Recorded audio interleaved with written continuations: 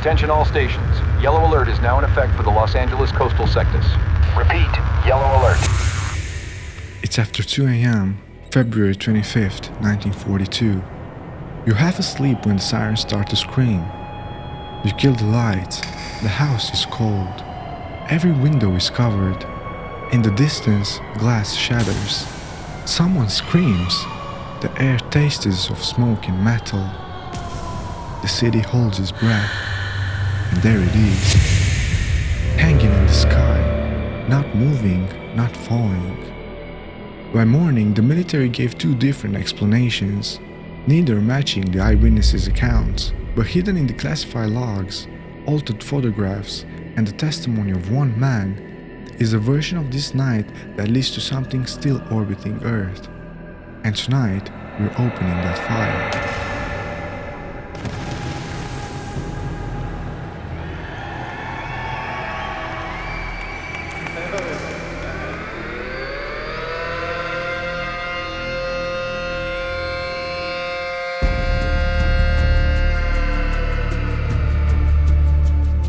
You're there, a little past 2 a.m., February 25th, 1942. The ocean breeze rattles the window. Then sirens, not distant, not imagined, screaming through the dark. Searchlights flare on the horizon. The floor feels colder than it should. It began with a warning, and a city already braced for disaster. 10 weeks earlier, Pearl Harbor had burned. Only days before this night, the Japanese submarine I-17 surfaced off Santa Barbara, shelled an oil field, and slipped beneath the Pacific's black waters. The West Coast was no longer a distant front, it was exposed. Newspapers screamed warnings of Japanese carriers offshore. Blackout drills swept entire neighborhoods, and in whispered conversations, people swore enemy spies were already here. February 25th marks an anniversary that few remember and some refuse to forget. By February 24th, fear was almost tangible. A pressure in the air like the weight before a storm. Naval intelligence issued a chilling warning. An enemy strike could come within 10 hours. Yellow alert. Coastal bunkers bristled with rifles and binoculars. Housewives drew blackout curtains tight. Navy spotters logged unconfirmed lights over the water. The whole city was listening for the sound of wings. Anti-aircraft crews huddled in sandbag batteries. Searchlight operators ran final checks. Families sealed blackout curtains and gathered in rooms lit by a single candle. Every creak of the floorboards felt amplified. We'd been told to expect them, but when the sirens came, it was like the ground disappeared beneath me. At 1:44 a.m., the first bleep appeared on radar. 200 kilometers offshore, moving steady, no change in speed, no change in course. 2 a.m., 120 kilometers, still steady. 2:15, 60 kilometers, it's big, it's coming in quiet. It's moving in a perfect line, no weaving, no hesitation. That isn't a patrol plane, that's something else. 2:21, half that distance. It hasn't turned, it hasn't slowed. Wherever it is, it's headed straight for the city. 2:45, 5 kilometers, orders go out. And then the radar goes blank. At 3:07 a.m., the command came, open fire. The city erupted, shells burst in brilliant white and gold, raining glass across sidewalks. Dogs howled, children cried in the dark. For nearly an hour, 1,400 rounds tore the night apart. Some swore they saw metal glint in the searchlights, yet the object drifted south towards Long Beach, untouched. Smaller lights darted around it, weaving like intelligent scouts. At least 25 heavy bombers sighted over city. No impacts confirmed. Object remains airborne. The guns fell silent. The city held its breath. The scent of gunpowder hung over the streets washed in moonlight. By dawn, nothing had fallen. Yet from Venice to Pasadena, witnesses swore they seen it. And when the Los Angeles Times printed photographs the next morning, they came in more than one version, enhanced, altered. Which means the real question is, what did the camera see before the edits? This was the night Los Angeles went to war with something it couldn't bring down. By dawn, Los Angeles looked like it had been under siege for hours. Spent shell casing littered the streets, pockmarks dotted the walls of apartment buildings. 6 civilians were dead, some from falling shrapnel, others from heart attacks. But for all the chaos, no wreckage had been found. No enemy mission, no solid explanation. Reporters poured into newsrooms with eyewitness accounts. The Los Angeles Times ran its famous front page photo, searchlight beams converging on a glowing mass. But that wasn't the only version. Photographers at the Herald Express claimed their negatives looked different before they were retouched for the print. One civilian, still in her nightgown, told the Times, "It just hung there. You could see the beams bending around it. Then the army started firing like it was the end of the world."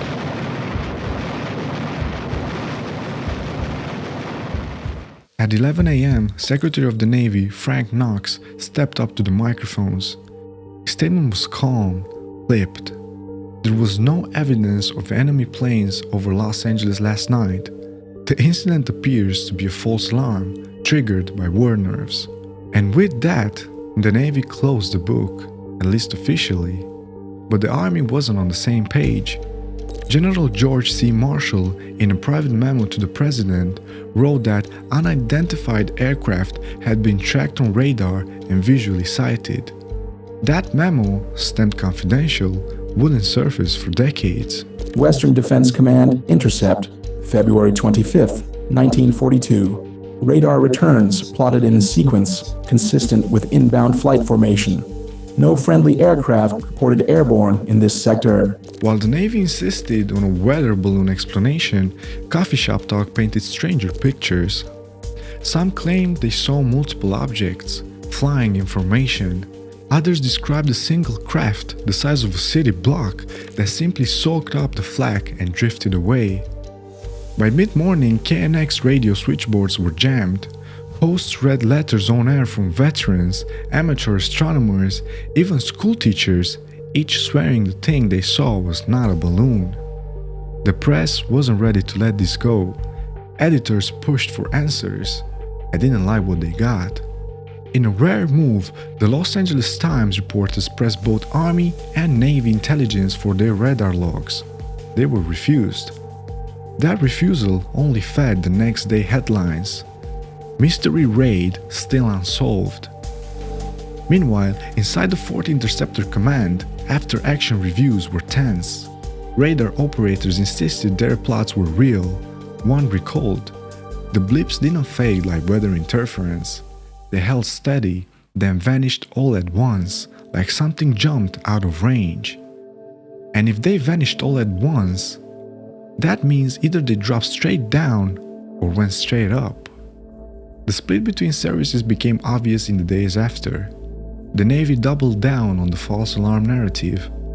The Army quietly ordered an internal review of anti-aircraft readiness and instructed crews to save shell fragments recovered from the streets. Those fragments, examined by ordnance teams, showed no signs of impact with metal. If they hit anything, it hadn't been solid. 5 days later, General Marshall sent his official report to President Roosevelt. Buried halfway through a line few would see until the 1970s was this: "It is possible that unidentified airplanes other than American were involved. The possibility of a reconnaissance craft, either enemy or other, cannot be excluded." That other would become the fuel for everything that came next. Behind the official podium statements and newspaper battles, another network was at work. Amateur radio operators, trading recordings of military frequencies from that night. Some claimed to have caught a brief coded burst minutes before the firing started, one that didn't match Japanese or American encryption. If accurate, that means an outside signal triggered the alert. which leaves only three possibilities: enemy, unknown ally, or something not on the map. You're not saying UFO yet. I'm saying the data doesn't close that door. By the end of the week, the official narrative settled. No confirmed enemy aircraft, a possible weather balloon, war nerves. But in the streets, the story was different. Kids drew the giant light in chalk on sidewalks. Mechanics passed around stories of blacked out planes with no markings. And for the first time, Los Angeles had learned how it felt to be a battlefield. And for those who were there, the sky never looked quite the same again. In 1949, retired Marine Corps Major Donald Kehoe went public with claims that the US military had been tracking unidentified flying objects for years, and that the Battle of Los Angeles wasn't a false alarm at all. Kehoe's books and radio appearances reached millions, blending official records with testimonies from pilots, radar operators, and intelligence officers. Major Kehoe, as author of the book Flying Saucers Are Real, what is your opinion of these new sightings of unidentified objects? With all due respect to the Air Force, I believe that some of them will prove to be of interplanetary origin. During a 3-year investigation, I found that many pilots have described objects of substance and high speed. One case, pilots reported their plane was buffeted by an object which passed them at 500 miles an hour. Obviously, this was a solid object, and I believe it was from outer space. When Kehoe took to the airwaves, he pushed a theory that drew lines between sightings, some stretching back decades. He believed, or claimed, that some of these craft weren't just foreign. They weren't from Earth at all. You're saying this is connected to that other case you did, the one with the object in polar orbit, decades before Sputnik. Black Knight, you caught that. I cross-reference everything you say. Occupational hazard. Then maybe our viewers should too. By the 1950s, the Battle of Los Angeles had shifted from a wartime mystery to a foundational UFO case. Civilian investigators pointed to the sheer volume of firepower, over 1,400 rounds, with 0 confirmed hits on any conventional aircraft. They questioned why, if it was truly just a balloon, no photographs from the unedited negatives had ever been released in full. And they asked the question that still hangs over the case today. What could cross one of the most heavily defended coastlines in the world and live without a scratch? And yet, for all the theories, there's one thing every account agrees on.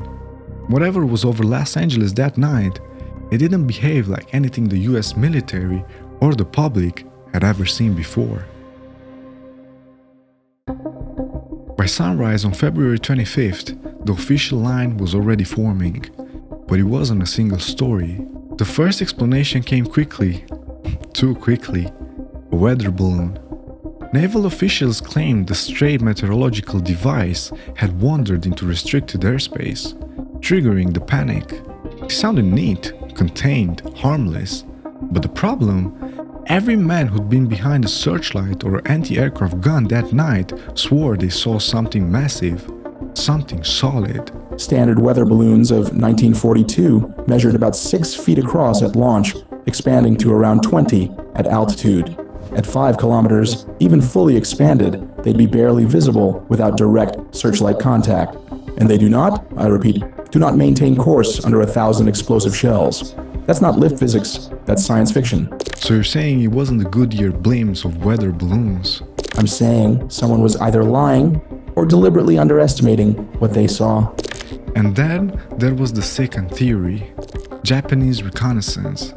The War Department floated the idea that long-range Kawanishi H-8K Amelie flying boats capable of over 4,400 kilometers could have launched from secret refueling subs and skirted the coast. Technically possible, in fact Japan had done something similar just days earlier, shelling the Elwood oil field from submarine I-17. But if this was meant to be intimidation, why stay silent? After the war, Japanese military archives revealed no such mission over Los Angeles. Not a single log entry, not even a rumor among surviving pilots. And then the photo, the one image that defines the entire night. searchlights converging on a glowing object, shells bursting around it. The Los Angeles Times printed it the next morning, but decades later, researchers discovered that multiple versions of that negative exist. One with high contrast, where the object gleams, another far murkier. So which one came first? In 1942, press photos were sent to the Army's Western Defense Command before publication. Contrast enhancement was a manual process, chemical baths, selective dodging, and burning, which means someone had a hand in shaping what the public saw. Whether to reveal or conceal, we'll never know. But maybe the strangest part, the radar. The target that crept towards Los Angeles at 1:44 a.m. was never seen leaving. 1 minute it was there, the next the screen was empty. No crash site, no wreckage, no impact reports from Long Beach to San Diego. Which begs the question, was the Battle of LA the result of human error, or was it something else entirely? On February 26th, Secretary of the Navy Frank Knox called a press conference. His statement was short and decisive. The incident was a false alarm. There was no enemy aircraft over Los Angeles. That should have been the end. But the very next day, the Western Defense Command issued a conflicting report. At least one unidentified aircraft was over the city, possibly more. No bombs were dropped, no aircraft were shot down. Two branches of the US military, two completely different accounts, and no one could or would explain the discrepancy. In the weeks that followed, the explanations piled up, and so did the contradictions. The balloon theory was shaky from the start. Anti-aircraft crews reported their shells were busting below the target, not above, suggesting it was higher than gunners expected for a balloon. Admiral Calvin Bolster of the Navy's Bureau of Aeronautics gives his conclusion. These balloons might explain isolated cases of circular-shaped, unidentified objects flying at altitudes, extreme altitudes that have been reported. However, I do not feel that these balloons explain the majority of the so-called flying saucer sightings that have appeared in the press. Some even claimed the object seemed to absorb the blasts without visible damage. The Japanese reconnaissance theory hits its own wall. Post-war Japanese military records, including translated Imperial Navy logs, made no mention of any flight over Los Angeles that night. Officials stated they lacked aircraft with range and capability for such a mission. And then there was the theory the military never wanted in print, that the object wasn't from any known nation at all. Analyzing 42 incidents between 1933 and 1965. Shared traits, sudden appearance, multi-source radar lock, direct approach over urban military targets, resistance to anti-aircraft fire, and unexplained disappearance. The Los Angeles case is a statistical outlier, unless you include global sightings. And there were others. In 1943, Swedish gunners reported firing at a slow-moving light over Gothenburg. No hits and no wreckage. In 1945, Japanese troops over Manchuria tracked an object for 20 minutes. Their artillery did nothing. In 1954, residents of Porto Alegre, Brazil, claimed a luminous craft floated over the city for nearly an hour before disappearing into the low clouds. Different continents, but same blueprint. But here's where the Battle of Los Angeles takes a stranger turn. In the days after the incident, several key witnesses, including experienced anti-aircraft spotters, suddenly changed their statements. One gun captain, who had initially described a large disc-shaped craft, later told reporters it was probably just a balloon. Another radar operator, who had logged a solid return moving at 200 miles per hour, later claimed he couldn't be sure. Were they mistaken? Misled? Persuaded? And then there's the gap. The Army's official log for February 25th jumps from 3:30 a.m. to 6 a.m. No explanation for the missing entries. In that same window, Navy spotters at San Pedro recorded, "Target maintained altitude, southbound departure over water, no pursuit authorized." Why wouldn't you pursue? By mid-March, the Battle of Los Angeles was reframed as a quirky wartime footnote. The photographs became coffee table curiosities. Witnesses stopped talking. The silence, official and otherwise, became part of the mystery. 0% chance the event was purely imagined, low probability for weather balloon or friendly aircraft, medium probability for classified wartime test platform, non-zero probability for non-terrestrial origin. And that's where it should end. But it doesn't. Some researchers claim that the classified Air Technical Intelligence Command Note, dated the day after the false alarm announcement, mentions several phenomena of similar description since February 42, and recommends ongoing observation. The file's authenticity is still debated. So, if it was just a mistake, why keep watching for something that was never supposed to be there? Because maybe it was planning to come back. 4 hours of fear, 1,400 shells, and by sunrise, nothing. No wreckage, no prisoners, just stories. If you'd been there, in the darkened city, watching the searchlights lock onto something the morning papers swore didn't exist, would you believe them? If the Battle of Los Angeles was just nerves, the explanation would be simple.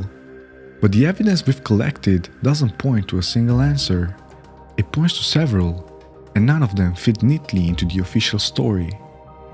The most conservative theory is that Japan sent a long-range reconnaissance aircraft, or submarine-launched seaplane. The trouble is, both the Imperial Navy's own records and post-war US intelligence reports confirmed they didn't have anything in the area. And even if they had, no aircraft of the time could hover over LA for nearly an hour without fuel or detection. Some suggest it was a classified US test craft, maybe an early high-altitude reconnaissance platform, decades ahead of its time. But if that's true, the Army and the Navy fired on their own secret project for an hour, risking destruction of something priceless. Even stranger, there's no record of any such project being tested in civilian airspace during the time. If it was friendly, standing orders would mandate a ceasefire upon identification. No such order was issued. Fire continued until target departure. Here's where things leave the atmosphere. Multiple witnesses describe the object as glowing, metallic, and seemingly unaffected by direct hits from anti-aircraft fire. The smaller lights weaving around it, almost like escorts, mirror descriptions from UFO encounters decades later. When we first saw it, the object was hanging motionless almost directly overhead. In other words, it appeared when I first stepped out the door and looked up, it seemed to be hovering. Donald Kehoe believed the object was part of a long-term surveillance operation, the same one we explored in our Black Knight satellite episode. And if you've seen that video, you'll remember sightings of a massive object in Earth's orbit go back to the late 1800s. Kehoe thought the Battle of Los Angeles wasn't the first time they come close, just the first time we shot at them. There's one more possibility, and it's the most unsettling of it all. That missing chunk in the Army's early morning log, paired with the order to let the object slip away, raises a chilling possibility. They knew what it was, and whoever or whatever was operating it wasn't considered an enemy. This mirrors another famous encounter, the 1976 Tehran UFO incident, where an object reportedly disabled weapon systems before leaving without a single shot fired. The pilot in the first jet lost instrumentation and communication when he got too close to the brilliant object, so he headed back. About 10 minutes later, they scrambled a second jet which I was piloting. Whenever they were close to me, my weapons were jammed and my radio communications were garbled. One of the objects headed toward me. I thought it was a missile. I tried to launch a heat-seeker missile to it, but my missile panel went out. In both cases, the intruder had the upper hand, and our only move was to watch it leave. Let me know in the comments if you want me to cover the Tehran case in a future episode. consistent with power imbalance scenario, observer presence, not attack, possible deterrence, or data collection mission. By the time the war ended, the Battle of Los Angeles had been reduced to a footnote. A curiosity for UFO enthusiasts, a punchline for skeptics. But for those who were there, the night left scars, broken glass, shrapnel-pocket streets, and unanswered questions. I can't tell you exactly what was in that sky that night, but I can tell you this.